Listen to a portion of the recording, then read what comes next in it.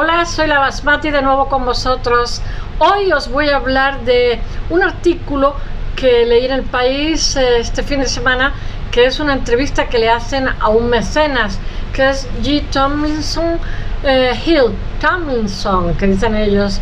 Bueno, este señor es un neoyorquino cuya madre, la verdad, os voy a decir una cosa, he investigado sobre el señor y he leído artículos de entrevista al New York Times, la inauguración que hace de su fundación, etcétera, etcétera. Siempre dice lo mismo, es súper inteligente, pero no, como persona que se ha dedicado y se dedica a los negocios, es muy hermético. Entonces, casi milagroso que El País haya conseguido esta entrevista con este mecenas, porque es muy interesante las cosas que cuenta.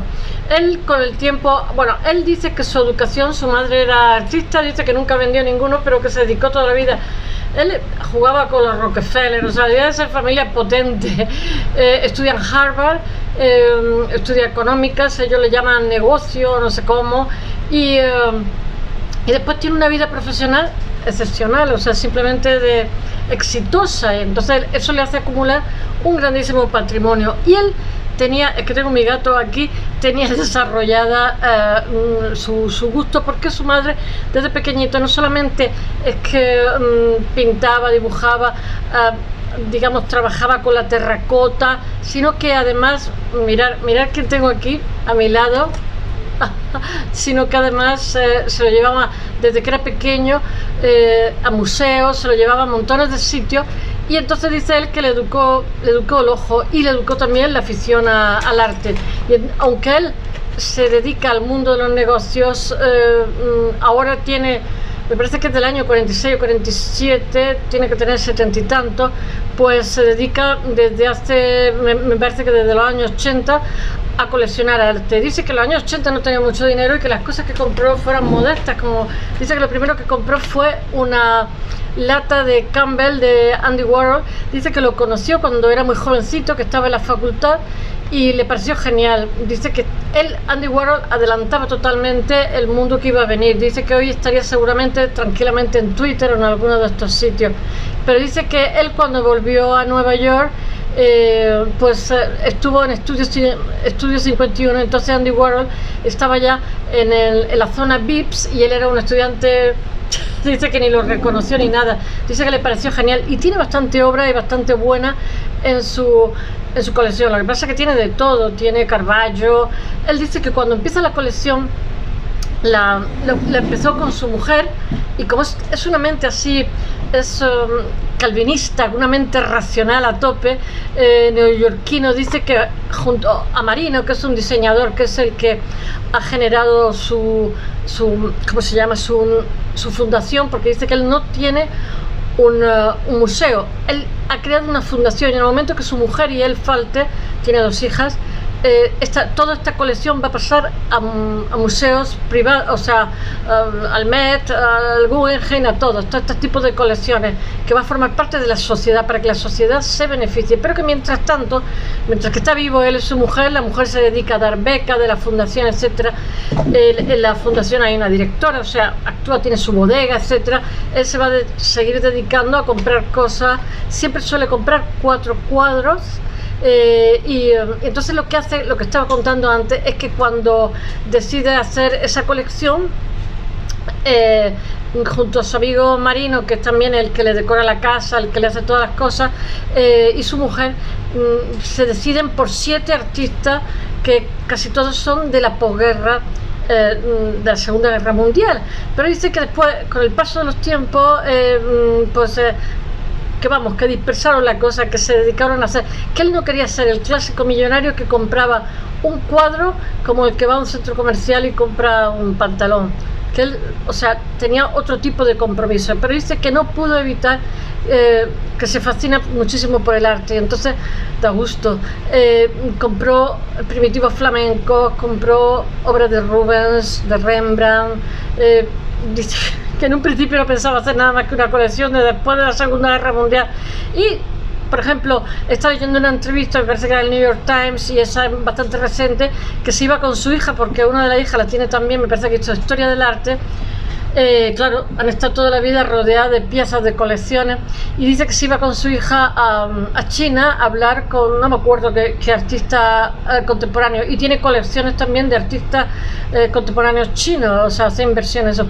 A mí me parece maravilloso, pero él dice que todo eso, que cada vez son más caras, que cada vez el mercado del arte es más exclusivo, es más difícil conseguir. Dice que él, por ejemplo, tiene muchísimos Bacon en su casa y tal, y dice que en los años 90 por $500,000 o $1.000.000 tenía un cuadro de Bacon. Dice que hoy es impagable, es imposible conseguir alguno. Tiene montones, y tiene, yo que sé, Tom Lee, no sé, tiene montones. Está viendo su casa, lo que él ha querido enseñar, yo que sé, tiene esculturas maravillosísimas, porque claro, como persona que tiene buen paladar, tiene montones de esculturas por toda la casa también.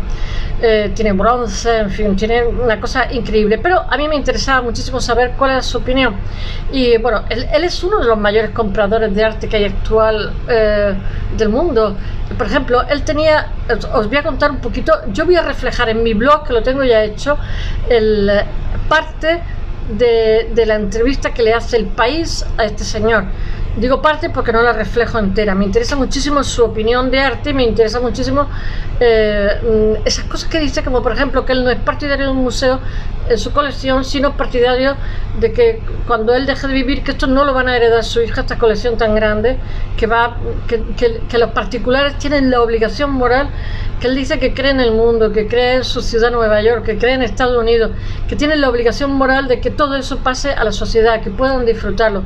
En su museo no hay interés de lucro, no hay que pagar entrada, en fin, el museo es maravilloso, es precioso. He estado viendo la inauguración, bueno, y lo va incrementando, tiene también vidriera, está viendo montones de cosas suyas. Bueno, resulta que encontraron un Giudice Fernet de Carballo que surgió, que lo tenía un particular, un lienzo que fue descubierto en 2014 en un desván cerca de Toulouse, y fue adquirido, no llegó ni siquiera a la puja, fue adquirido por un comprador anónimo. Resulta que fue él, que lo tenía en su casa, y se lo dijo el periodista, le dijo, no llegó ni a la subasta. Él tiene diferentes casas, tiene en París, tienen, ¿cómo se llama? Los Hampton, esto que tienen en Nueva York, que es como la casita de la playa, pues tienen mansiones, ¿no? Y dice él que, bueno, que él ni afirma ni niega nada, se murió de risa como buen pillo. Bueno, tiene muchísimos tesoros. Él dice, ni confirmo, os voy a leer cosas que le dice al periodista, ni confirmo ni desmiento la compra, se partía de risa. Él tiene una colección excepcional, yo qué sé, el Carballo, bueno, esta compra no sé si fue entre 100 y 150 millones de euros, que queda fuera de trato. Él viene de Lehman Brothers, de toda una serie de, digamos, empresas que son tiburones, y él no solamente es que ha sido gestor de estas empresas, sino que encima ha sido exitoso, o sea, debe ser más tiburón que el resto de tiburones. Y el periodista dice que fue una persona de una cordialidad, de una modestia, y como persona inteligente, pero claro, mejor no luchar contra él a cierto nivel en el mundo económico. Él dice que ahora va a crear una empresa nueva. Bueno, el caso de este cuadro que se compró en secreto recuerda también, dice el periodista, al Ecce Homo de la misma época, que apareció en Madrid en la sala de subasta Ansorena el año pasado por 1.500 euros. Porque es que el cuadro este de Carballo, los especialistas no estaban muy seguros si era auténtico o no, pero este ante la duda lo compró. Bueno, en ambos casos había dudas sobre su autoría. Bueno, este señor es administrador de fondo y llega a ser presidente de una empresa inversora que se llama Blackstone, y él ahora va a crear otra empresa, tiene 70 y algo, no me acuerdo, pero tiene cuerpo de hacer mucho deporte y de tener un buen mantenimiento, como los coches. Bueno, él es un estudioso de la historia de la pintura, él es miembro. Lo han hecho miembro de diferentes patronatos, de diferentes museos. El Guggenheim, ahora lo contaré, él le ha encargado a Frank Gehry que le haga el Guggenheim de, ¿cómo se llama?, de Abu Dhabi. Ya sabéis que Frank Gehry fue el que hizo el Guggenheim de Bilbao, que es una preciosidad. Hay un antes y un después.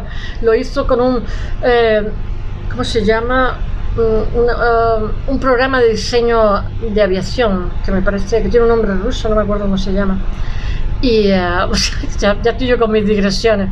Bueno, él tiene su propio centro privado de arte que lleva su nombre, que es la Hill Art, que es Foundation, en el barrio de Chelsea. Dice: yo quería comprar la silla eléctrica roja, pero mi mujer Janine de San Luis la vetó. Dijo que no quería que en nuestra casa convivieran con esa imagen tan impactante niños que entonces eran muy pequeños. Hizo muy bien la mujer. Pero todo llega, y una vez que mi hija comenzaron a ir a la universidad, adquirí, tal como acordé con ella, allí se negocia todo, esa obra magnífica Andy Warhol, que hoy dialoga con otra obra emblemática del artista de la serie de Car Crash. Bueno, Warhol, él lo conoció bastante, como he dicho, y dice que le pareció un genio en su momento y le sigue pareciendo un genio. Warhol es solo uno de los nombres de las listas que tiene gigantescas en su apartamento, diseñado por el interiorista Peter Marino, que es el que le ha diseñado también el museo que ha hecho, no museo, fundación. Incluye Bacons, Rubens, etcétera, con una obra que pinta encima de un retrato de Velázquez, del hermano de Felipe IV. Tiene también Picasso, Townley, etcétera. Bueno, ahí tiene un montón de cosas. Ante periodistas solamente enseña varias obras, como por ejemplo, no sé si es Lenin Negro, el periodista dice que iba ciego mirando cosas. Bueno, aquí los maestros históricos más propios del museo que de la casa particulares dialogan con fluidez con bronce. Él dice que le cuesta muchísimo encontrar el sitio donde lo va a colocar, pero que una vez lo coloca ya no lo mueve de ahí. Aquí en su casa tiene barroco, bronce que entablan diálogo con pintores de la Segunda Guerra Mundial, que fue el origen de lo que era su colección inicial. Después dice que ha comprado todo. Bueno, él asegura, Hills, aquí la montañita, asegura durante una conversación que no compra solamente guiado por los nombres prestigiosos, altisonantes, sino que busca obras cuidadosamente seleccionadas por su relevancia en la historia del arte. ¡Buah! Menudo paladar tiene. En ocasiones lo hace atendiendo a curiosas reglas. Él dice: nunca debí de haber vendido el Rothko. Lo vendió porque solamente tenía uno, no podía conseguir 3 o 4. Él dice que en toda su colección hay un mínimo de 4 de un solo autor, de un mismo autor. Nunca debí de haber vendido el Rothko, del que me deshice en 2007. Por supuesto, lo vendió 3 o 4 veces lo que le costó. Al principio dice: me equivoqué, pero lo hice porque no pude encontrar otros 3 Rothkos que lo complementaran, con lo cual me resultó imposible cumplir con mi regla de los 4, que es fundamental porque fortalece el diálogo entre la colección, por ejemplo, entre el mundo abstracto y el figurativo, y así evita la lógica según la cual una persona puede comprar cuadros aislados como quien va a un centro comercial. Me cuesta decidir dónde van cada pieza, pero una vez que lo decido no cambia más de lugar. Bueno, en 2019 inaugura su Hill Art Foundation, que es un museo privado sin ánimo de lucro con más de 7.000 pies cuadrados, y se trata de un espacio también concebido en tonos de blanco y negro por su amigo Marino, que es el que trabaja siempre para él. Él dice: todas mis obras dialogan entre sí y establecen conexiones que al principio no parecen obvias. Janine y yo, su mujer, coleccionamos a ciertos maestros en profundidad, y de cada uno de ellos tenemos al menos 4 obras mayores. Por ejemplo, la pared que ve allí está destinada exclusivamente a dibujos de Wilhelm de Kooning. Yo vi una exposición de Wilhelm de Kooning. Bueno, y el periodista le pregunta: ¿y cómo concibe el arte de coleccionar? Es que me gustaba mirar por dentro de la cabeza de este señor. Dice: no pienso demasiado en el coleccionismo de un modo convencional. Yo no colecciono, más bien busco obras de arte que me interpelen y que luego puedan conversar, qué bonito, con las demás piezas que tengo. Esta es una visión que en buena parte le debo a mi madre, quien, a pesar de no haber vendido una sola obra, fue artista y trabajó con fluidez la pintura, el dibujo y la escultura. La madre trabajó hasta los 90 años en su estudio. Ella realmente amaba el arte, tenía un gran ojo y me llevaba a visitar museos. Y gracias a esa inspiración, cuando yo no tenía dinero, igualmente pude adquirir objetos con los cuales me interesaba vivir. Él dice que el arte cambia a la gente para bien.